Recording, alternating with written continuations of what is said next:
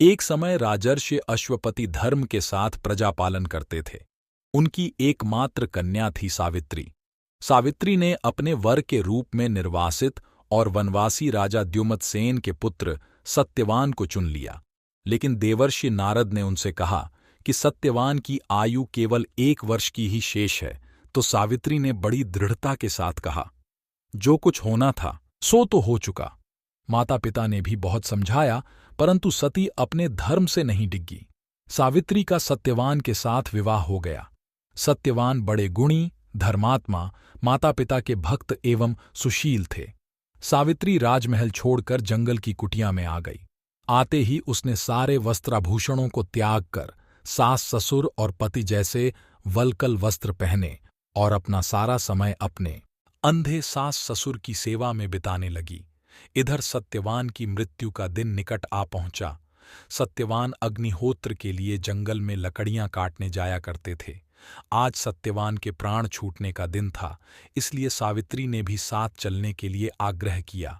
बहुत जिद करने पर सत्यवान सावित्री को लेकर अपने साथ जंगल की ओर गया।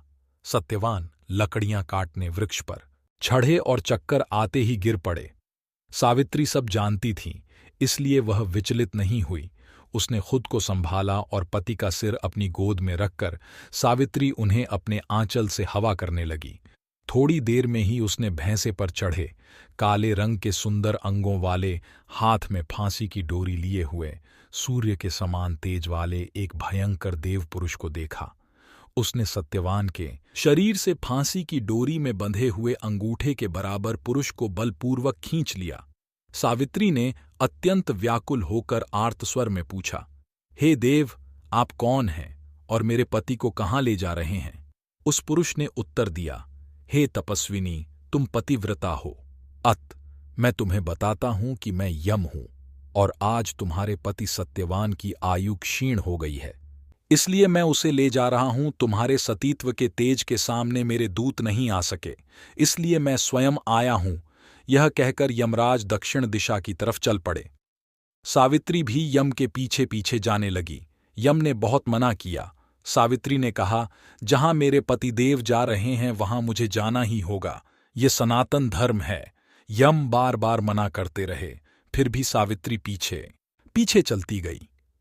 उसकी इस दृढ़ निष्ठा और पातिव्रत धर्म से प्रसन्न होकर यम ने उससे वरदान मांगने को कहा। पहले वर में सावित्री ने अंधे सास ससुर के लिए आंखें मांग लीं, दूसरे वर में उन्होंने खोया हुआ राज्य दिया और फिर सत्यवान को लेकर जाने लगे। सावित्री फिर से पीछे पीछे चलने लगी। तब यमराज ने फिर कहा कि सत्यवान को छोड़कर चाहे जो मांग लो। सावित्री ने कहा, यदि आप प्रसन्न हैं तो मुझे सत्यवान से 100 पुत्र प्रदान करें। यम ने बिना ही सोचे तथास्तु कह दिया। वचनबद्ध यमराज आगे बढ़े। सावित्री ने कहा, मेरे पति को आप लिए जा रहे हैं और मुझे 100 पुत्रों का वर दिए जा रहे हैं। यह कैसे संभव है? मैं पति के बिना सुख, स्वर्ग और लक्ष्मी किसी की भी कामना नहीं करती।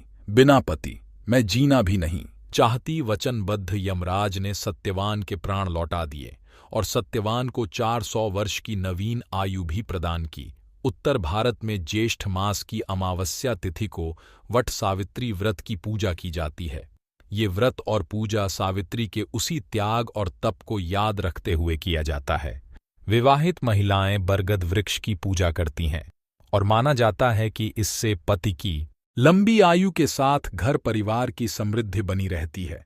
अगर आपको ये कथा अच्छी लगी हो तो शेयर करें।